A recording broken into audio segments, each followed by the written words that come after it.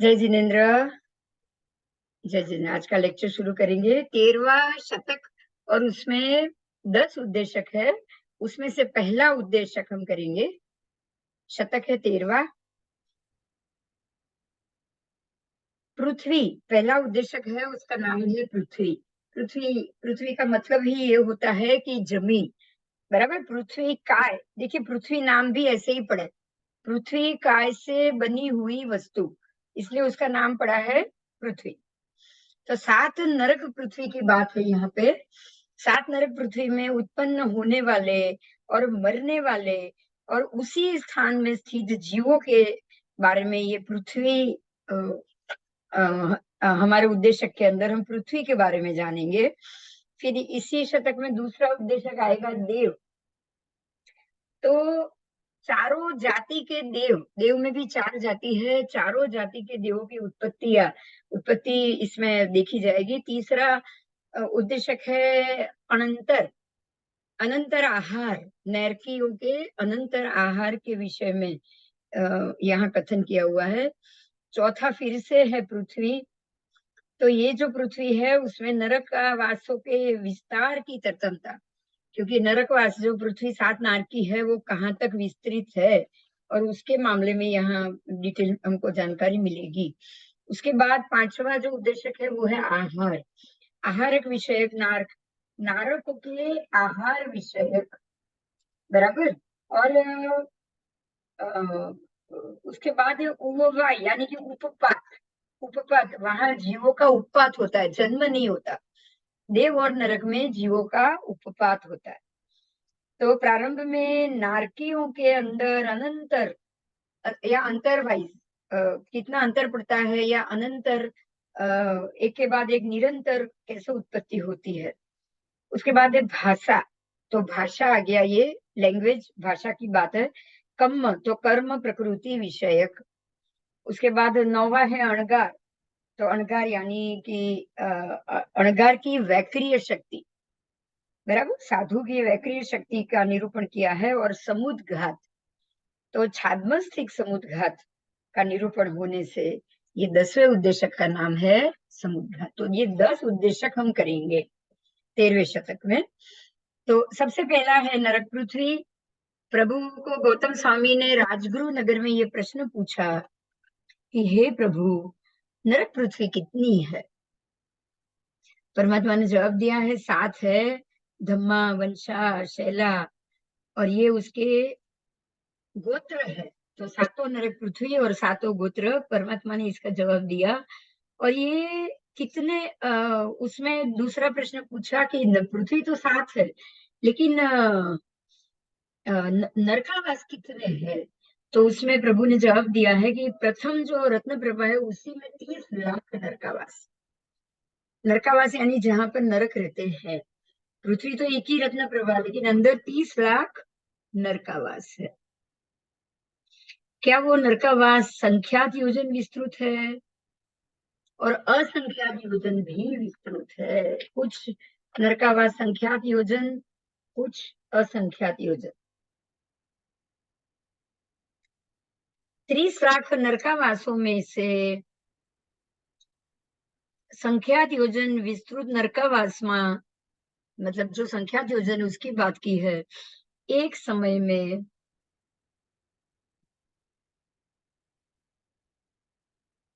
जघन्य 1, 2, 3 और उत्कृष्ट संख्यात नारके उत्पन्न होते हैं। जघन्य से 1 भी हो सकते, 2 भी हो सकते, 3 भी हो सकते और संख्यात भी हो सकते, एक ही समय में। देखिए ये ध्यान से सुनिएगा, ये मात्र एक समय की बात। कम से कम समय में कितना? तो एक समय तो आपको पता है, एक पलकारा बंद करो उसमें असंख्य समय बीत जाते हैं। उतने ही कम से कम समय में 1 भी उत्पन्न हो सकते, 2 भी हो सकते, 3 भी हो सकते और संख्यात नरक भी हो सकते। मतलब ये हो गया कि आंख बंद करके खोलो, असंख्य समय आ गया, उसमें से एक समय में भी संख्यात नारकी के जीव नरक में उत्पन्न हो जाते। आप समझ सकते हैं कि कितनी फास्ट नरक के जीव वहां पहुंचते होंगे, कितनी ज्यादा मात्रा में, बराबर। उसमें से जघन्य 1, 2, 3 या उत्कृष्ट संख्यात कापोत जैसी, कृष्ण नील नहीं, कापोत, कापोत है वो संख्यात होते हैं। और उत्कृष्ट वापस संख्यात कृष्ण पाक्षिक भी होते हैं। शुक्ल पाक्षिक, संज्ञी, असंज्ञी, भव सिद्धिक, अभव सिद्धिक, आभिनिबोधि ज्ञानी, श्रुत ज्ञानी, अवधि ज्ञानी, मति अज्ञानी, श्रुत अज्ञानी, विभंग ज्ञानी आदि जीवों वहां पर उत्पन्न होते हैं। देखिए, नरक में हर प्रकार के जीव जाते हैं, हर एक प्रकार। तीर्थंकर का जीव जाएगा तो वो हो गया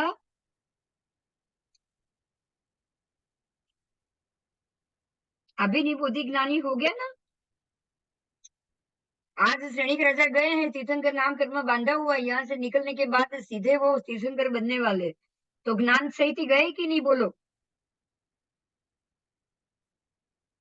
तो श्रुत ज्ञानी, अवधि ज्ञानी, वो भी वहां उत्पन्न होते हैं, बराबर।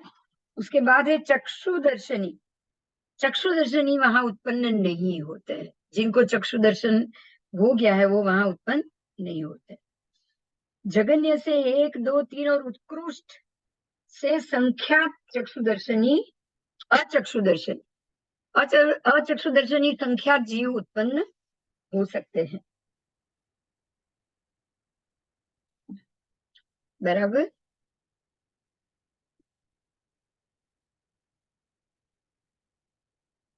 बराबर। फिर अवधि दर्शनी भी उत्पन्न होते हैं, आहार संज्ञा उपयुक्त भी होते हैं, भय संज्ञा उपयुक्त भी होते हैं, मैथुन संज्ञा उपयुक्त भी होते हैं, परिग्रह संज्ञा उपयुक्त जीव भी उत्पन्न होते हैं।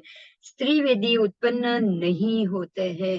नरक में स्त्री वेदी होते ही नहीं, नरक में सारे नपुंसक वेदी, बराबर। कोई पुरुष वेदी भी नहीं, कोई स्त्री वेदी भी नहीं। नरक में पुरुष जीव होंगे तो स्त्री अवश्य होगी, बराबर। इसलिए स्त्री नारकी ऐसा नहीं बोल सकते आप, या पुरुष नारकी ऐसा नहीं बोल सकते, क्योंकि नारकी के सारे जीव नपुंसक ही होते हैं। उसमें स्त्री पुरुष का ऐसा कोई, देवों में मिलेंगे लेकिन नरक में नहीं। तिर्यंच में मिलेंगे, हर एक में मिलेंगे, मनुष्य में भी मिलेंगे, लेकिन नरक में आपको स्त्री पुरुष ऐसा कोई भेद नहीं मिलेगा। जगन्य से एक, दो अथवा तीन और उत्कृष्ट से संख्यात नपुंसक वेदी ही वहां उत्पन्न होते हैं, बराबर। फिर क्रोध कषाई, लोभ कषाई तक के जीव भी वहां उत्पन्न होते हैं, मान कषाई और माया कषाई। उसके बाद श्रोतेंद्रिय से लेकर स्पर्शनेन्द्रिय, पांचों इंद्रिय पर्यंत के इंद्रिय के उपयोग युक्त जीवों वहां उत्पन्न नहीं होते हैं। श्रोतेंद्रिय से स्पर्शनेन्द्रिय, पांचों अलग अलग इंद्रिय की बात, खाली श्रोतेंद्रिय, खाली चक्षु इंद्रिय वाले, खाली ऐसे ऐसे नहीं होते। यहाँ होते तो संज्ञी ही होते हैं। जगन्य एक, दो, तीन और उत्कृष्ट नौ इंद्रिय उपयोग युक्त जीव वहां उत्पन्न होते हैं। नौ इंद्रिय, वहां कोई इंद्रिय है ही नहीं, उनको देखना सुनना ये सब अलग अलग उपयोग वाली इंद्रिय वहां नहीं मिली।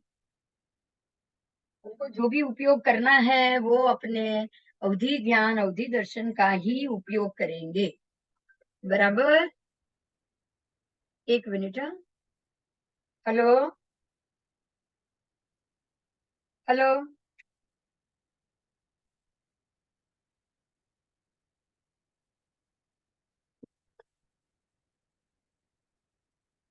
आगे।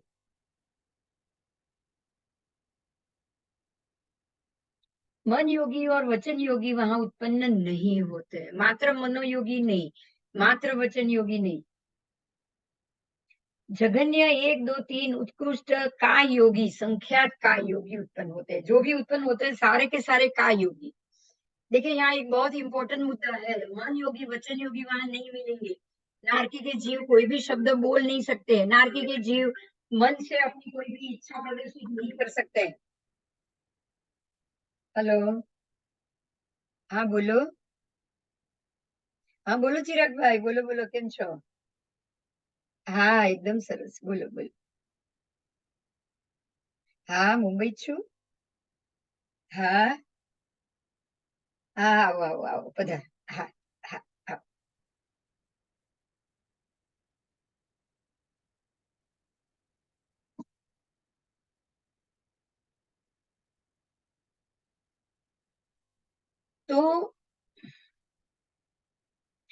मन योगी वचन योगी वहां उत्पन्न नहीं होते हैं, समझिएगा।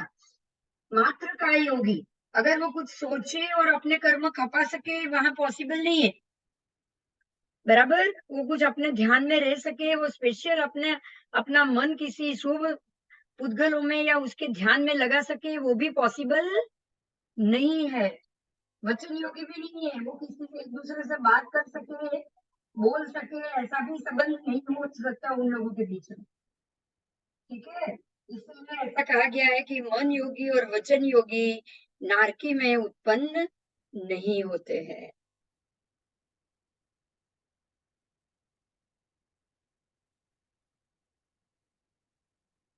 याशु बेटा, एक મિનિટ ફાવે તો થોડુંક આ ગોઠવી કાઢો, ઓલા આવે છે મામાના પાર્ટનર ની ચિરાગ અંકલ ને જીતુભાઈ કંકોત્રી આપવા આવે છે જરાક. ના ના છો ને એ ચાલશે, કઈ કરવું નથી, હમણાં પાછી મેચ ચાલુ જ છે દીકરા, એટલા બસ એ તો અહીંયા જ બેસી જશે, હું આ બાજુ આવી જઈશ, ખાલી ગોઠવી નાખ થોડું બસ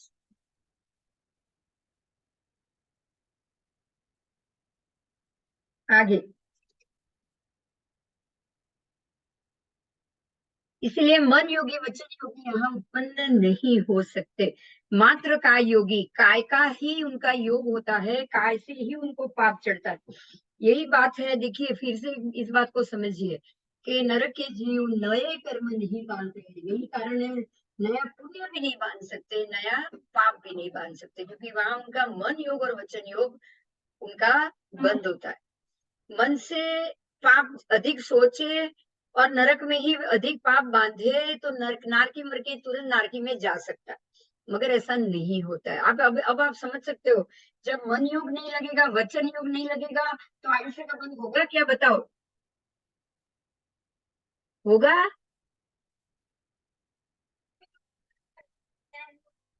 हाँ હા, મન યોગ હોય જ નહીં, એ લોકો મનથી ઈચ્છી જ ના શકે કે મારે આનું સારું કરવું છે, મારે આનું ખરાબ કરવું છે, માત્ર કર્મ ભોગવવા જાય છે એ લોકો।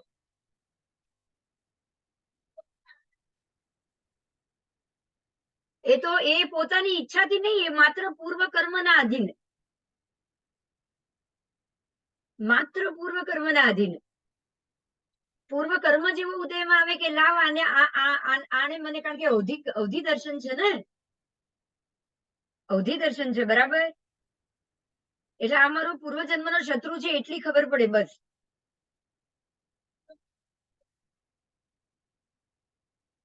ના, કરી તો શકવાનો જ નથી, કરી તો બહુ તો એનું શરીર જઈને એના પર પછાડશે, બસ એનાથી વધારે કઈ નહીં। હા, બસ વાત આ જ છે, કારણ કે મનથી તો એ બાંધતો જ નથી ને।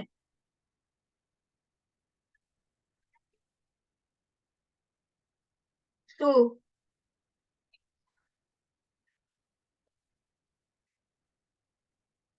અરે સંઘની જીવ હશે ને, સમ્યક દ્રષ્ટિ હશે, એ જ ક્ષમતાથી ભોગવશે।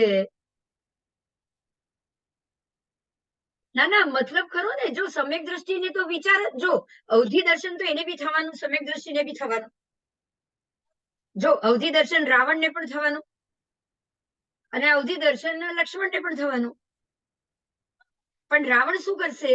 બંને એક જ નારકીમાં છે, બરાબર? રાવણ શું કરશે? મારે શાંતિ રાખવી છે, એને નક્કી કરેલું છે, પહેલેથી પૂર્વ જન્મનું નક્કી કરેલું છે, આ જન્મમાં નહીં।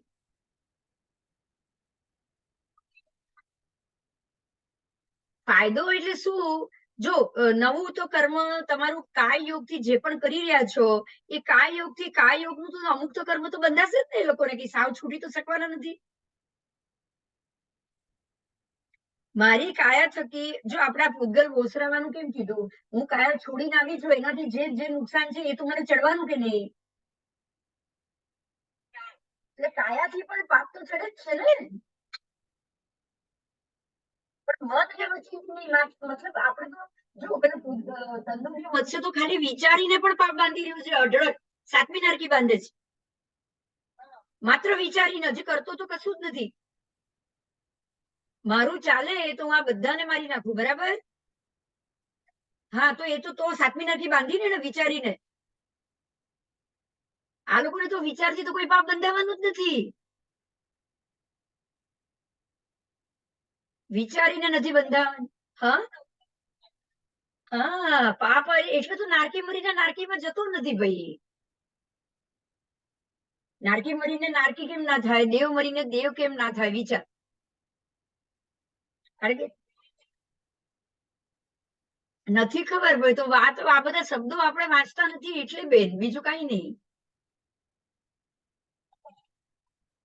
હા આ બધી ભોગીઓની છે, માત્ર ભોગવીને તમે પાછા આવો છો. એટલે અહીંયા આયુષ્ય તો બંધાવાનું જ નથી ને. અહીંયા આયુષ્ય બંધાશે, વિચાર.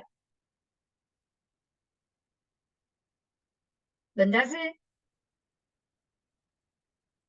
નહીં. બધાને શ્રેણિક રાજા હોય, કૃષ્ણ હોય કે આનો જીવ હોય, કૃષ્ણનો જીવ, શ્રેણિક રાજાનો જીવ, રાવણનો જીવ, બધાને મરીને ક્યાં જવાનું છે પહેલેથી નક્કી છે કે નહીં? નરકમાં મરીને ક્યાં જશે પહેલેથી નક્કી છે કે નહીં? બોલ. હા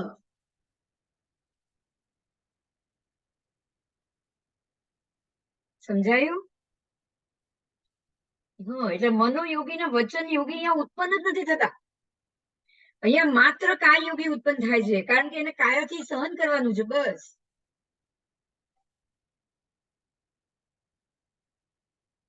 બરાબર. જગન્ય 1 2 3 અને ઉત્કૃષ્ટ સંખ્યાત કાય યોગી, એટલે જેટલા જીવ ઉત્પન્ન બધા काल योगी। तो इस प्रकार से साकार उपयोगी और अनाकार उपयोगी जीवो वहां उत्पन्न होते हैं। यहाँ सिर्फ वही होंगे जो साकार उपयोग और अनाकार उपयोग वाले होंगे। इस प्रकार से बराबर। आओ लेश्या ज्ञान अज्ञान दर्शन कषाय भवी अभवी कृष्ण पाक्षिक शुक्ल पाक्षिक संज्ञी आदि ये वो भाव उत्पत्ति के समय और बाद में पर्याप्तावस्था के समय भी होते हैं। मतलब जीव जो उत्पत्ति के समय होगा और उसके बाद जो पर्याप्ति बांध रहे वो अवस्था में भी यही भाव कायम रहे। बराबर। तो जो भाव के साथ आप नारकी में उत्पन्न हुए हैं तो 48 मिनट के बाद वो भाव आ जाएंगे, तो पर्याप्त अवस्था में भी वही भाव आएंगे कि नहीं? बोलो। आ जाएंगे, आएंगे। और श्रोतेंद्रिय का उपयोग, ध्यान से सुनिएगा, स्रोत इंद्रिय यानी कि सुनने का उपयोग, चक्षु दर्शन दृष्टि का उपयोग, मनोयोग और वचन योग आदि इंद्रिय सापेक्ष भाव पर्याप्त अवस्था में ही होते हैं। बराबर। वो भाव उत्पत्ति के समय अपर्याप्त अवस्था में नहीं होते हैं। अपर्याप्त अवस्था अभी तक उत्पन्न नहीं हुए तब तक नहीं आएंगे। यानी कि जो सम्यक दृष्टि जीव है वो जब उत्पत्ति के समय अपर्याप्त अवस्था में होता है, तब अगर वो कृष्ण लेशे वाला होगा तो ही एंट्री मिलेगी नरक में। बराबर। शुभ लेशा वाले को तो एंट्री नहीं मिलेगी। कुछ समय के लिए वो कृष्ण लेशा में चला गया है, जब तक वो अपनी पूरी पर्याप्ति ना बांध ले तब तक वो वही लेशा में रहेगा। अब आप सोच लीजिए कि कृष्ण लेशा में जीव ने अंदर एंट्री ली और कृष्ण लेशा में ही उसने अपनी पर्याप्ति बांधी, तो बांधते वक्त भी शुभ तो लेशा आई नहीं है, तो शरीर के पुद्गल तो शुभ तो होंगे ही नहीं ना। हाँ। अब उसकी वो सम्यक दृष्टि वाली लेशिया वापस आ जाएगी, तो अब जो कुछ होगा वो सहन करेगा। लेकिन क्या वो स्थिति अच्छी लेकर गया? क्योंकि जब जब उसकी स्थिति बन रही थी, उसकी पर्याप्ति बन रही थी ना, तब तक वो अशुभ लेशिया में था। हाँ तो अशुभ लेशिया के कारण उसके शरीर का योग तो उसको अशुभ मिलेगा ना, नारकी में है तो, और स्थान भी अशुभ मिलेगा। अब अगर वो उसके मन के भाव वापस आ गया, संज्ञा बुद्धि वापस आ गई, और संज्ञा बुद्धि तो है ही सब में, लेकिन सम्यक दर्शन अगर वापस आ गया, तब भी उसकी जो पर्याप्त अवस्था में जो स्थिति बंधी हुई है, अशुभ पर्याप्त अवस्था में अशुभ स्थिति, वो तो अशुभ पुद्गल के साथ ही जिएगा। बराबर। बराबर। तो उत्पत्ति स्थान में जो लेशिया होती है वही लेशिया सही जीव उत्पन्न होता है। बराबर। और पर्याप्ति खत्म हो जाने के बाद उसकी लेशिया बदल जाएगी। अब वो संभाव्य हो जाएगा, अगर संभाव्य होगा तो, नहीं होगा तो वो भी नहीं। लेकिन होने के बावजूद भी मन योग का योग तो उसका खत्म है, उसके पास है ही नहीं। मन योग और वचन योग उसके, सॉरी, मन योग और वचन योग का योग तो है, मन वचन योग तो उसके पास है ही नहीं। अब मन वचन योग ही नहीं है तो कहां से वो शुभ भाव बांध पाएगा? चाहने पर भी नहीं बांध पाएगा। समझ में आ रहा है? और क्यों नहीं है समझ लो। अगर मन योग वचन योग उसके पास होता, मनोयोग वचन योग होता, तो सम्यक दृष्टि जीव अपने भाव से शुभ भावना भाते भाते अपने कर्मों को घटा सकता है या नहीं? पर उसको तो नियत समय तक वहीं पे रहना है। कुछ भी घटने वाला है? कुछ भी उसकी पीड़ा कम होने वाली है? बोलो। नहीं, कुछ नहीं, उसकी स्थिति कम होने वाली है। फिर कहां से मनोयोग वचन योग से कहां से वो पुण्य बांध पाएगा? सोचो। हाँ, बस बस वो जितना है उतना भोगेगा बस। तो भोगने का है, मन है ही नहीं। नया अशुभ कर्म वो बांधेगा नहीं। तो अब अशुभ कर्म ये बांधने से इसलिए आयु भी यहाँ बंद होगा क्या? बताओ। वो भी नहीं होगा। उसके ऊपर जो अंकुड़े पड़े उस हिसाब से उसका अगला भव निश्चित होगा। बराबर। हाँ,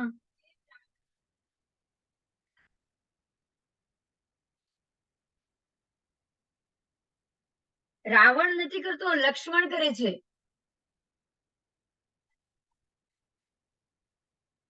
કર્મ, અરે જો ફરીથી વાત સાંભળ, સાંભળ સાંભળ. કર્મ એટલે એ લોકોનું અવધિ દર્શન, એ લોકો પાસે આ કર્મ કરાવે છે.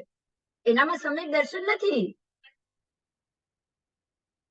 લક્ષ્મણ ને સમ્યક દ્રષ્ટિ નથી, એટલે અવધિ દર્શનમાં એ શું જોઈએ કે જો આ તો ઓલો છે જે મારી ભાભીને ઉપાડી ગયેલો,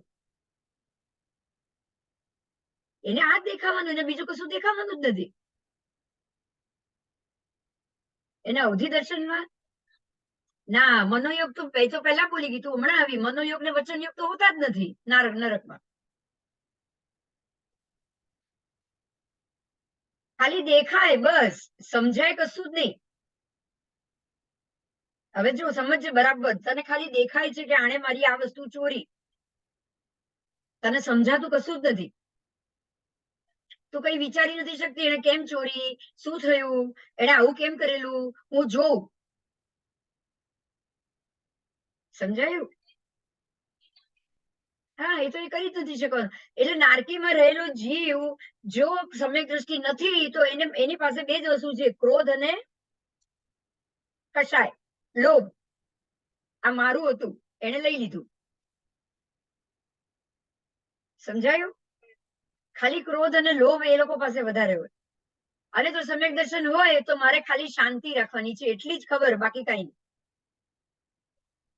કારણ કે મન તો એને બી નથી, પણ એને એ પહેલેથી એક પેલી લેશિયામાં ગયેલો છે ને, શુભ લેશિયામાં ગયેલો છે ને, એટલે એ માત્ર શાંતિ રાખે છે, બીજું કશું કરતો નથી. એને એટલી ખબર છે કે ભાઈ જવા દે ને, જે છોડ ને, જે શાંતિથી બેસી રહે બસ. ક્ષમતા છે, એ સહન કરે છે. એ કેમ પેલાને પૂછતો નથી તું મને કેમ મારે છે, પૂછવાનું તો છે જ નહીં. વચન યોગ તો છે જ નહીં, કા યોગ બી નથી. બરાબર. શ્રોતેન્દ્રિય આદિનો ઉપયોગ, ચક્ષુ દર્શન, મનોયોગ ને વચન યોગ કઈ જ નથી એની પાસે. આ બધામાંની કશાનો ઉપયોગ પણ એની પાસે નથી. बराबर.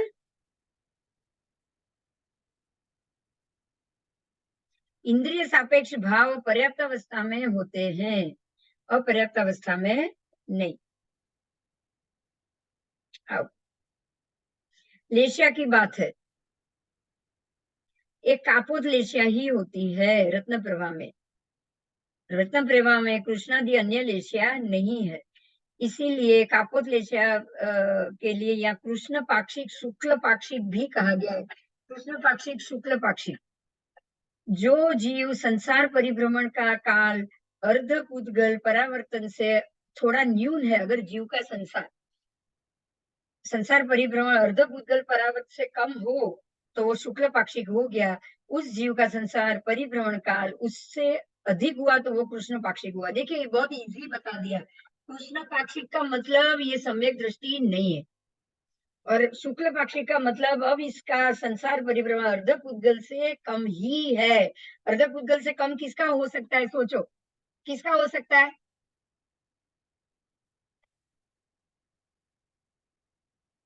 हाँ हाँ, તો જે સમ્યક દર્શની છે એ શુક્લ પાક્ષિક, અને સમ્યક દર્શની નથી એ કૃષ્ણ પાક્ષિક. બરાબર બરાબર. તો હવે એ બેમાં ફરક પડશે ને, શુક્લ પાક્ષિક કૃષ્ણ પાક્ષિકમાં લેશિયામાં જ ફરક પડી જશે. બરાબર. હવે સંઘની અને અસંગની જીવ નરકમાં જેમ શુક્લ પાક્ષિક कृष्ण पाक्षिक जीव मिले, ऐसे ही संगनी और असंगनी भी मिलेंगे. सर्व नारक संगनी ही होते हैं. होते तो पंचेंद्रिय ही है सारे के सारे. हाँ, लेकिन फिर भी पहली नरक में संगनी मनुष्य, संगनी तिर्यंच और असंगनी तिर्यंच पंचेंद्रिय भी उत्पन्न होते हैं. असंगनी तिर्यंच जो पंचेंद्रिय है वो भी नरक में तो उत्पन्न हो ही सकते हैं. तो असंगनी जीव यहाँ आया, उस हिसाब से उनको असंगनी भी कहा गया है. बराबर.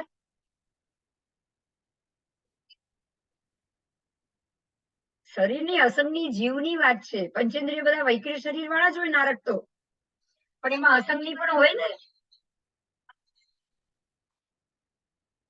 असंगनी जीव वहां उत्पन्न होते, असंगनी तिर्यंच पंचेंद्रिय उत्पन्न होते ही यहाँ पे.